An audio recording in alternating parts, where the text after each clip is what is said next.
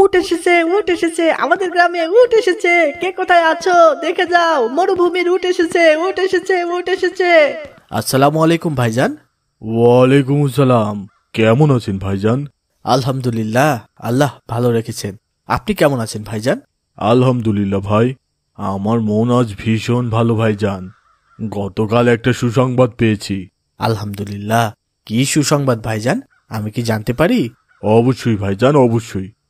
গতকাল পীর বাবার কাছে গিয়েছিলাম। পীর বাবা আমার হাত দেখে সুসংবাদ দিলেন। আমার একটা কন্যা সন্তানের পর এবার আল্লাহ একটা ছেলে সন্তান দান করবেন। আমার বংশের বাড়তি আসছে ভাইজান। এই জন্যই মহা আনন্দে আজ এই উটটা কিনে নিয়ে আসলাম 20 লক্ষ টাকা দিয়ে। আমার ছেলের জন্মের 7 দিনেই এই উট দিয়ে আকিকা আদায় করবো ইনশাআল্লাহ। আপনি পীরের কথা বিশ্বাস করেছেন? অবশ্যই, কেন বিশ্বাস করব না? উনি তো অনেক কামিল পীর। হাত দেখে যাকে যেটা বলেন সেটাই সত্য হয় ভাইজান। কাউকে হাত দেখিয়ে ভবিষ্যৎবাণী জানতে চাওয়া ইসলামের দৃষ্টিতে শিরক ভাইজান। মহান আল্লাহ ছাড়া গায়েবের খবর কেউ জানে না। জ্যোতিষী, কনক, রাশিবিদ, পীর, ফকির, সাধু দরবেশদের গোপন জ্ঞানের অধিকারী বলে বিশ্বাস করা শিরকে আকবর ভাইজান। এসব কর্মকাণ্ড কুফরির অন্তর্ভুক্ত। আল্লাহ তাআলা পরিষ্কারভাবে বলেছেন, তিনি ছাড়া অন্য কেউ অদৃশ্য সম্পর্কে জ্ঞান রাখে না, এমনকি রাসূলও না। ভাইজান, আমার পীরের কথা অবিশ্বাস করার কিছুই নেই। উনি যা বলেন সব সত্য বলেন। কামিল পীর।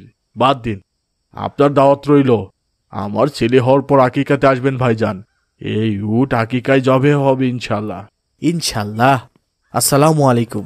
ওয়ালাইকুম আসসালাম। আসসালামু আলাইকুম ভাই। ওয়ালাইকুম আসসালাম। কেমন আছো ভাই?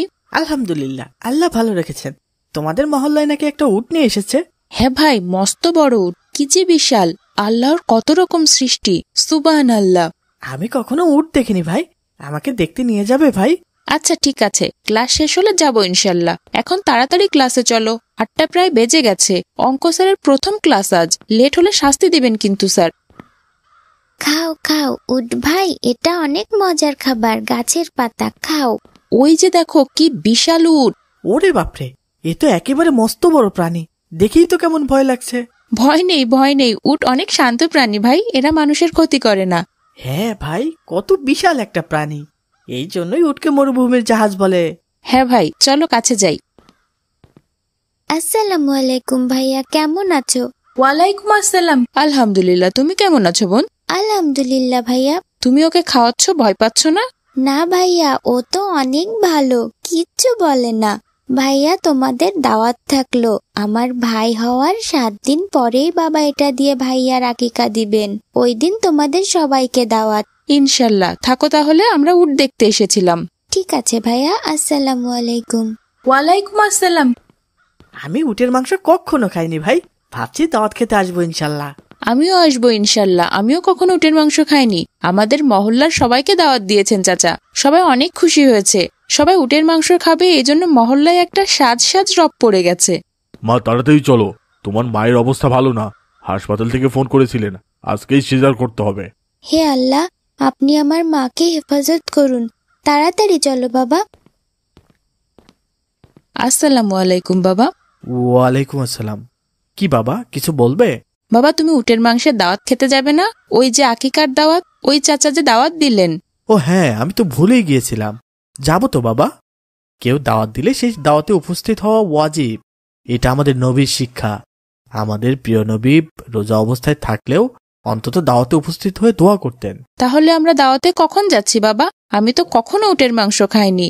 আল্লাহ রিজিকে লিখলে আজ উটের মাংস খাবো ইনশাল্লাহ, অনেক আনন্দ লাগছে।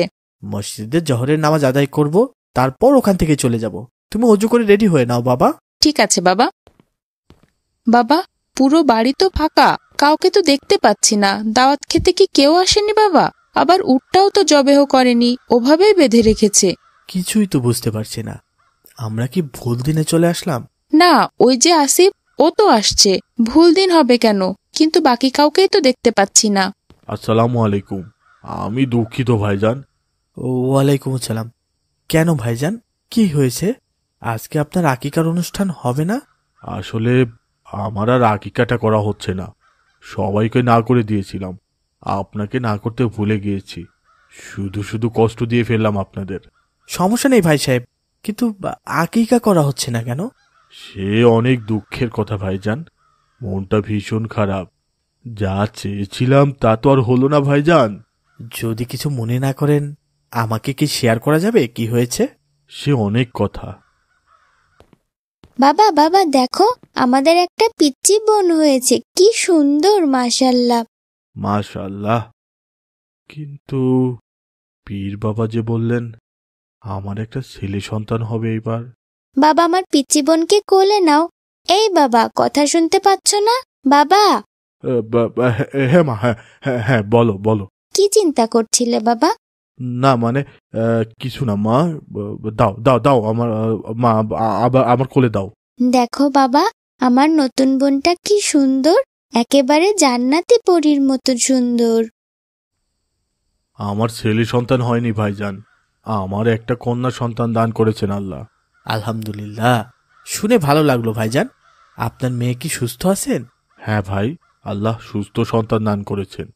আপনার কথাই ঠিক, আল্লাহ ছাড়া আর কেউ ভবিষ্যৎ বলতে পারে না। পীর বাবা বলেছিলেন আমার ছেলে হবে, কিন্তু মেয়ে হয়ে গেল। মন খারাপ করবেন না ভাইজান। কিন্তু ভাইজান, আপনি আকিকা বাদ রাখছেন কেন? মেয়ে সন্তানের আর কি আকিকা দিব? আকিকা তো ছেলে সন্তান হলে দিতে হয় ভাইজান। ভাইজান, ছেলে হোক মেয়ে হোক আকিকা সব সন্তানের জন্যই দিতে হয়। রাসূল সাল্লাল্লাহু আলাইহি সাল্লাম বলেন, ইহুদিরা পুত্র সন্তানের আকিকা করত, কিন্তু কন্যা সন্তানের আকিকা করত না। তোমরা পুত্র সন্তানের জন্য 2টি ছাগল এবং কন্যা সন্তানের জন্য 1টি ছাগল দিয়ে হলেও আকিকা করো। আমি তো ভেবেছিলাম আকিকা শুধু ছেলে সন্তানেরই দিতে হয়। না ভাই, আকিকা জানের ছাদকা স্বরূপ।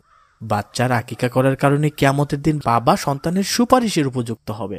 আকিকার মাধ্যমে মুসলমানদের মাঝে মহাব্বত ভালোবাসার বন্ধন দৃঢ় হয়, কারণ নবজাতকের খুশিতে একই দস্তরখানে ধনী গরিব সবার সম্মিলন ঘটে।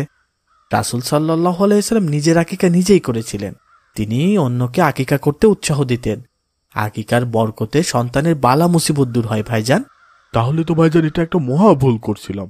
আমি এখনই উট জবাই করছি। এই উট দিয়েই আমার 2 মেয়ের আকিকা হবে ইনশাল্লাহ। আমার আগের মেয়ের আকিকাটাও বাকি আছে।